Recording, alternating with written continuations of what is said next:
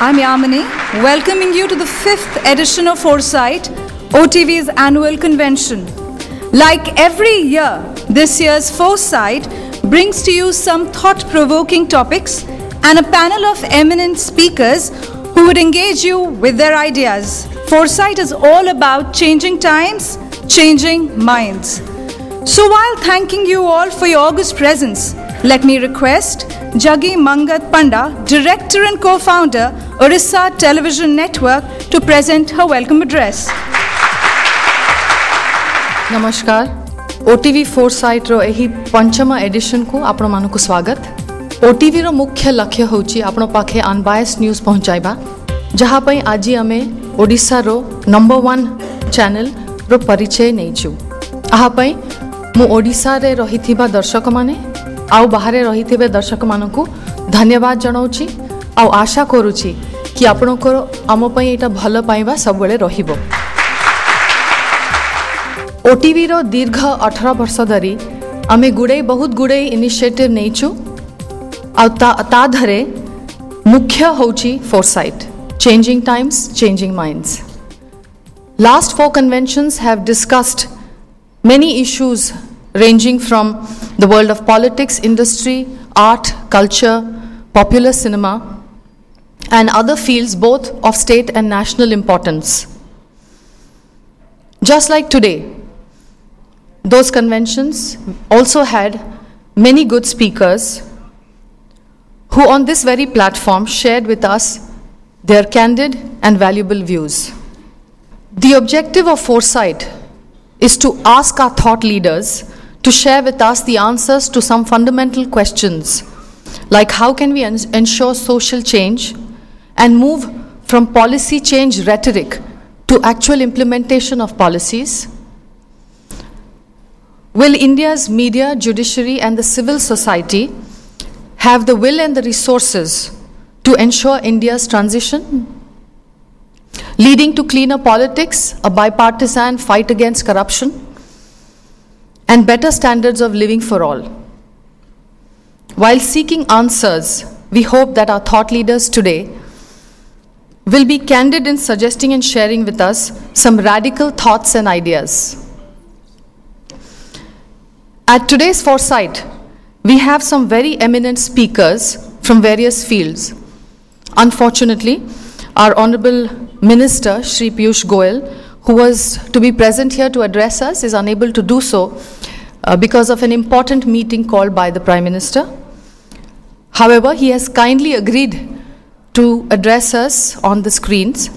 मैं आज फोरसाइट 2015 जो ओटीवी द्वारा आयोजित किया गया है उसमें आज नहीं पहुंच पा रहा हूं, इसलिए मैं भुवनेश्वर नहीं आ पाया। इसके लिए मैं श्रीमती जग्गी पांडा जी और आप सभी से माफ़ी मांगता हूं।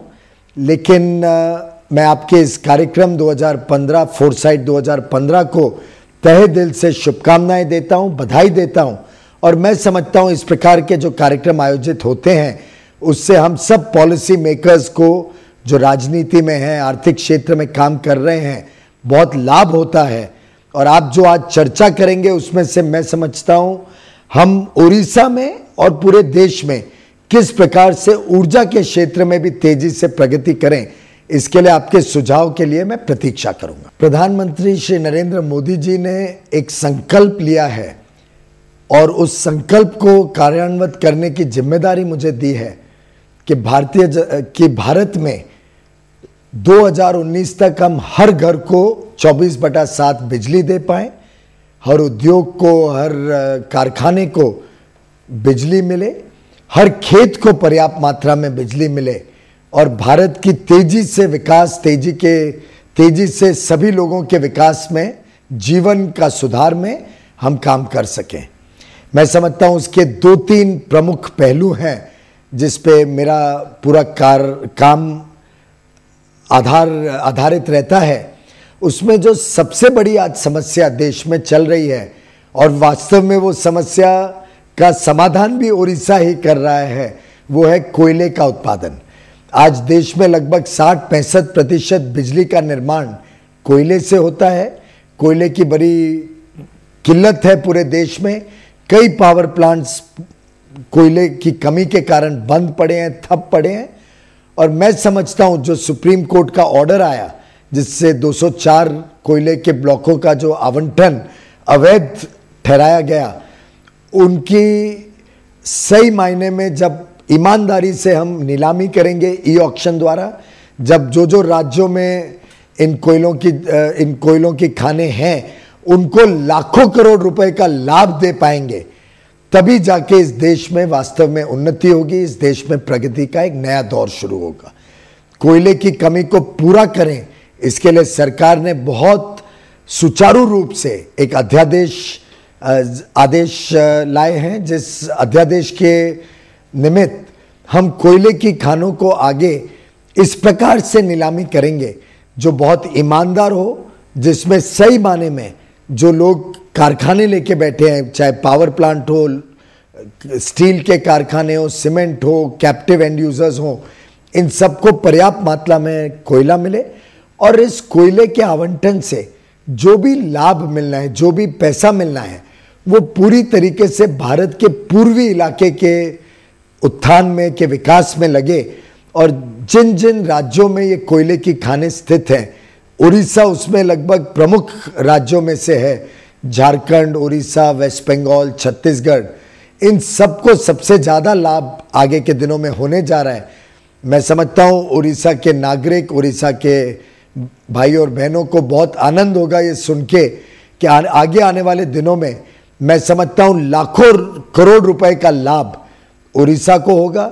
उस पैसे से उड़ीसा में नया विकास का दौर हो पाएगा, नए विकास के कार्यक्रम किए जा सकते हैं, योजनाएं बनाई जा सकती हैं, औद्योगिकरण उड़ीसा में बढ़ेगा, बिजली के क्षेत्र में भी उड़ीसा तेजी से बढ़ेगा।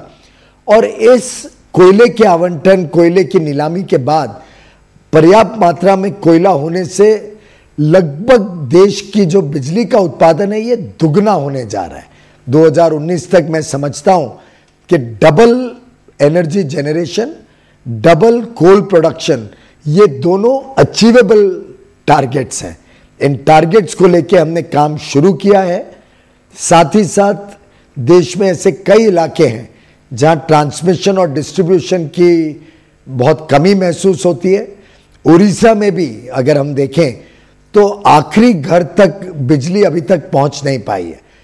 कई बार ये महसूस किया जाता है कि उड़ीसा में बिजली की कमी है और वो कमी पूर्ति करने के लिए एक तरफ उड़ीसा में पावर प्लांट्स लगने चाहिए, पिटहेड प्लांट्स लग सकते हैं, और साथ ही साथ ट्रांसमिशन फैसिलिटी बढ़े तो बाहर से भी उड़ीसा में बिजली आ सकती है।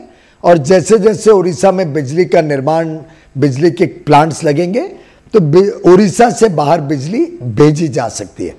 इस प्रकार से लगभग 3 लाख करोड़ रुपए ट्रांसमिशन डिस्ट्रीब्यूशन में लगे, जिसमें केंद्र सरकार की 2 योजनाएं, दीनदयाल उपाध्याय ग्राम ज्योति योजना और इंटीग्रेटेड पावर डेवलपमेंट स्कीम, इन दोनों स्कीम्स के द्वारा केंद्र सरकार राज्यों को सहयोग करेगी, ग्रांट देगी, जिससे आपके राज्य आखिरी घर तक बिजली पहुंचा सके।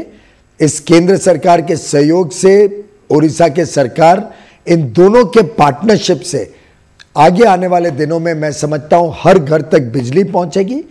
हर घर को 24/7 बिजली देने में दोनों सरकारें मिलके अगर काम करें तो ये हमारा सपना समय पे पूरा हो पाएगा। भारत के हर नागरिक को, हर प्रदेश के नागरिक को 24/7 बिजली पहुंचाएंगे।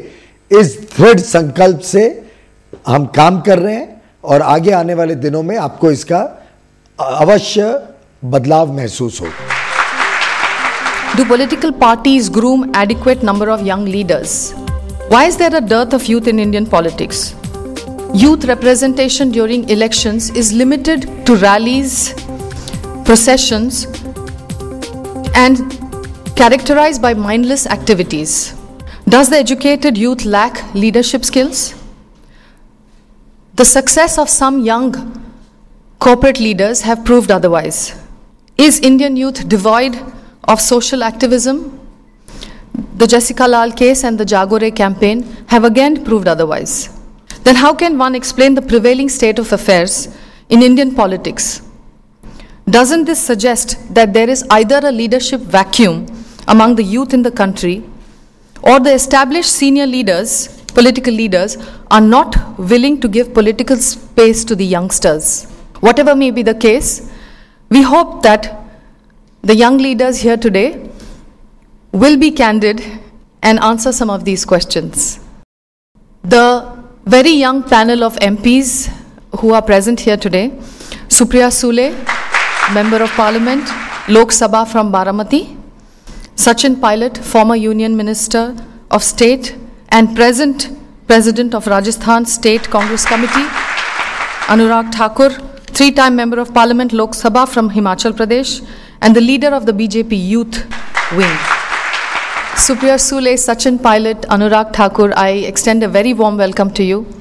I understand that it must have been difficult for you to take time away from your work, and I do appreciate the effort you have made to come all the way to Odisha. Thank you once again. The next topic for the second panel discussion is chit fund and mining scams. Where does the buck stop? In the recent past, the state has seen many scams. We have seen corruption at the highest decision-making levels involving politicians, bureaucrats, and corporate world. What is the implication of these scams in terms of political stability and the economic sentiment and the image of the state, which boasts of growth rates higher than the national growth rates?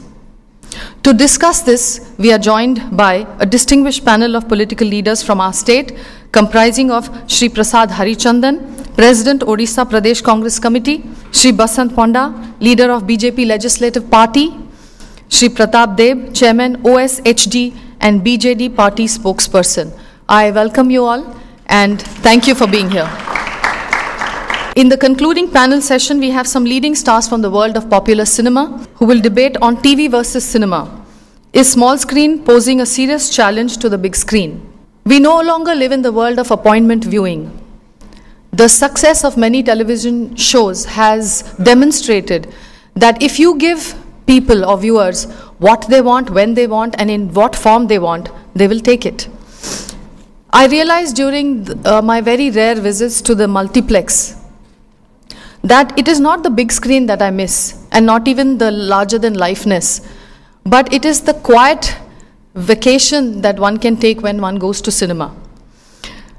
But even that respite is taken away by the cell phone enthusiasts who are constantly messaging and texting. So in this age where the flat screens take over our walls in the homes, and the movie-going experience cries out for human pest control, will cinema lose its edge to television, which definitely has an evolutionary advantage? Of course, movies will never die, but TV is where the action is.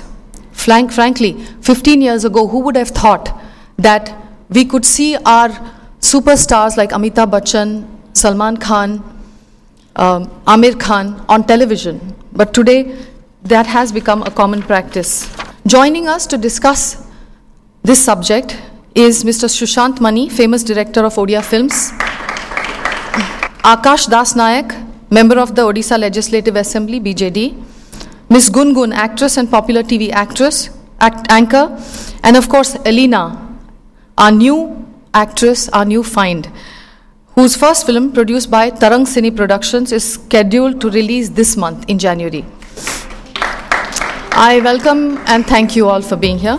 Let me conclude by thanking our speakers and moderators for today's session, for taking the time to be here with us. I also thank all of you present here. Your participation is greatly appreciated. Thank you. Namaskar.